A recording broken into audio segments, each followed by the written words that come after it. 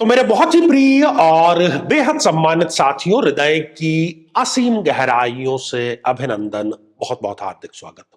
साथियों, आपके विवाह को भी यदि बहुत लंबा अरसा हो गया है, 2 3 4 5 10 वर्ष हो गए हैं, लेकिन संतान प्राप्त नहीं हो पाया है, तो उसका कारण कहीं ना कहीं आपको जन्म पत्रिका में खोजना पड़ेगा।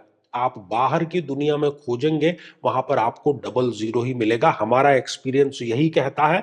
और आप स्वयं तय कीजिए, अपनी जन्म पत्रिका खोल करके ये एपिसोड देखिए, ताकि किसी पर भी आपको अंधविश्वास करने की आवश्यकता नहीं, खुद उसका निर्णय लीजिए।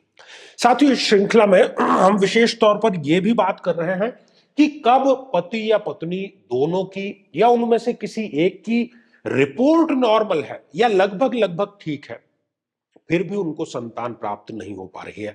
आज हम चर्चा करेंगे धनु लग्न के बारे में। स्त्री पुरुष दोनों पर लागू है। और यदि अभी तक आपने अपने लग्न से संबंधित एपिसोड नहीं देखा है, तो यहां आई बटन में हमने आपको उसका लिंक प्रोवाइड करा दिया है, जाकर के जरूर देखना चाहिए आपको। साथियों, धनु लग्न की किसी भी जन्म पत्रिका में ये देखिए, धनु लग्न 9 नंबर से जन्म पत्रिका का प्रारंभ हो रहा है। संतान प्रदाता जो है, संतान प्रदान करने का जो डिपार्टमेंट है, वो मंगल देव का है। पंचमेश मंगल है यहां पर। तो मंगल की स्थितियां हम जानते हैं कि मंगल यदि इस छठे भाव में आकर के विराजमान हो जाए, तो व्यक्ति को निःसंतानता दोष अवश्य देते हैं। और हम ऐसे मामले में क्या कहते हैं कि जब कुंडली मिलान की जा रही हो, तब बहुत सही, सटीक और वैज्ञानिक ढंग से कुंडली का मिलान जो है वो किया जाना चाहिए, ताकि इस प्रकार की समस्याएं ना आए।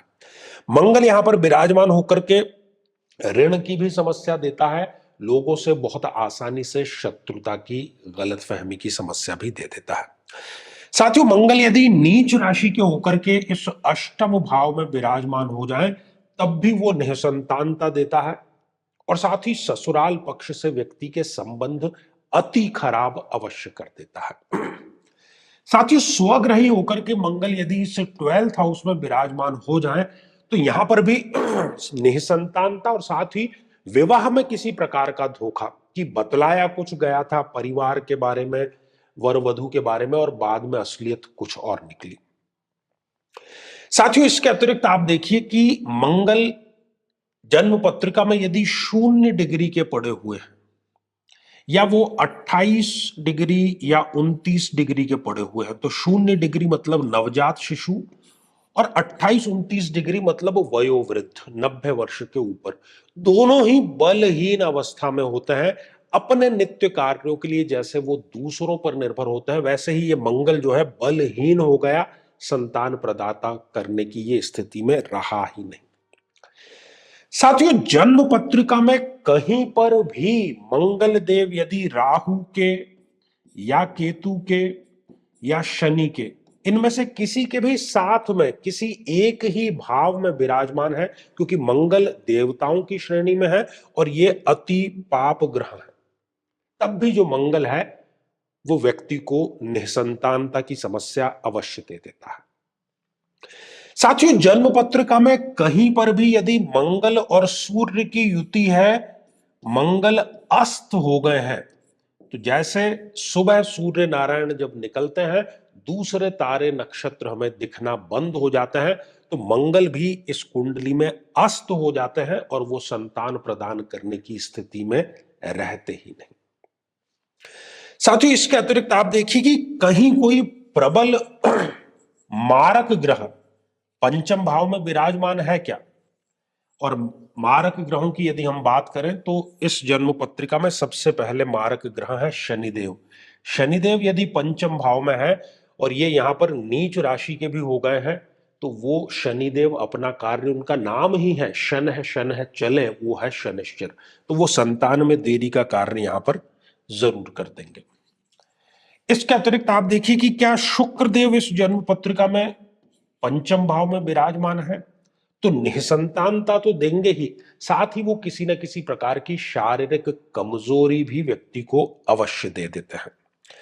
साथ ही इसके अतिरिक्त एक और प्रबलतम मारक ग्रह है इस जन्म पत्रिका में, और वो है चंद्रमा। तो चंद्रमा यदि इस पंचम भाव में विराजमान है, तो वो निःसंतानता की समस्या तो देंगे ही, साथ ही वो व्यक्ति को मानसिक रूप से सदैव पीड़ित ही रखते हैं। कई बार व्यक्ति जो है वो डिप्रेशन में अवश्य चला जाता है।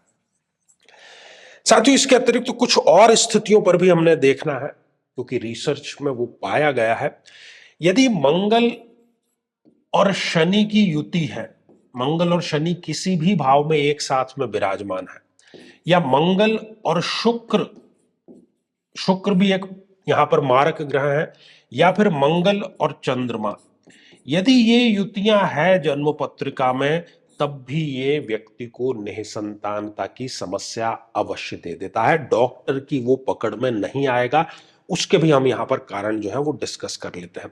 लग्नेश यदि मजबूत स्थिति में हो, गुरुदेव आप देखिए कि लग्न में विराजमान है, या इस दशम भाव में, या इस नवम भाव में विराजमान है, या चतुर्थ भाव में विराजमान है, या इस त्रिकोण में विराजमान है, इन स्थितियों में भी रिपोर्ट लगभग लगभग नॉर्मल आ जाती है, परंतु संतान इस दंपत्ति को प्राप्त नहीं हो पाती।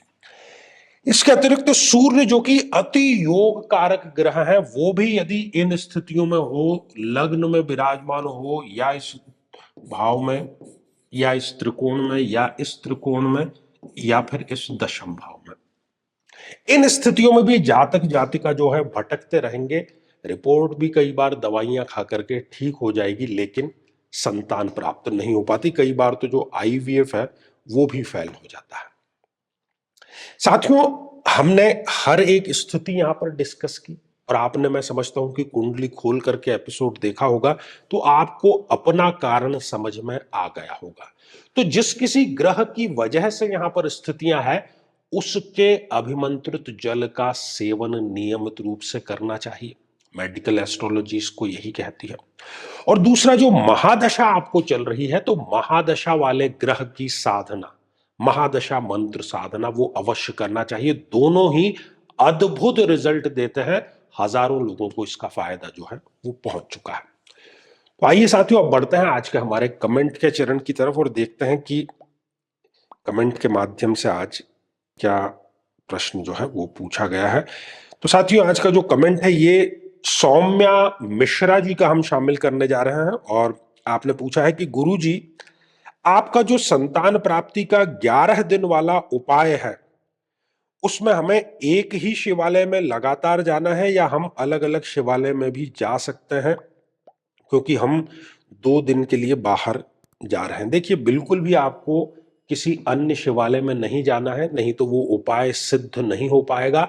एक ही शिवालय में जाएं और महादेव का आशीर्वाद प्राप्त करें। और जिस उपाय की ये चर्चा कर रहे हैं, उससे एक दो नहीं, हजारों हजारों बहनों को मां बनने का जो सुख है वो प्राप्त हुआ है। तो साथियों, अब सूचना आपके लिए यही है कि यदि आप भी चाहते हैं कि आपकी कुंडली का सूक्ष्म विश्लेषण हो, समस्या का समाधान हो, तो आगामी समय में मैं स्वयं इन शहरों में उपस्थित रहूंगा। आप समय लेकर के मिल सकते हैं, या फिर टेलीफोनिक या वीडियो कॉल के माध्यम से जुड़ सकते हैं। इसके अतिरिक्त यदि आप निःशुल्क मार्गदर्शन के इच्छुक हैं, तो हमारे आचार्य चंद्रकांत चैनल पर प्रति शनिवार दोपहर 3 बजे हम लाइव माध्यम से आते हैं, उसमें आप जुड़ सकते हैं। लेकिन उसमें जुड़ने के लिए आप हमारे इस वीडियो को हाइप कीजिए और उसका स्क्रीनशॉट दिए गए व्हाट्सएप नंबर पर भेज दीजिए। तो साथियों, आज के लिए केवल इतना ही, और इसी मंगल कामना के साथ में कि आप सभी स्वस्थ, समृद्ध और शांतिपूर्वक जीवन व्यतीत करें। नमस्कार।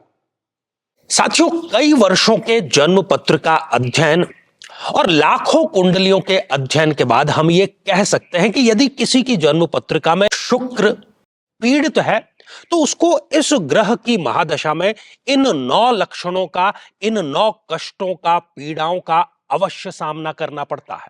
व्यक्ति को चाहते हुए भी शारीरिक सुख मिल ही नहीं पाता है।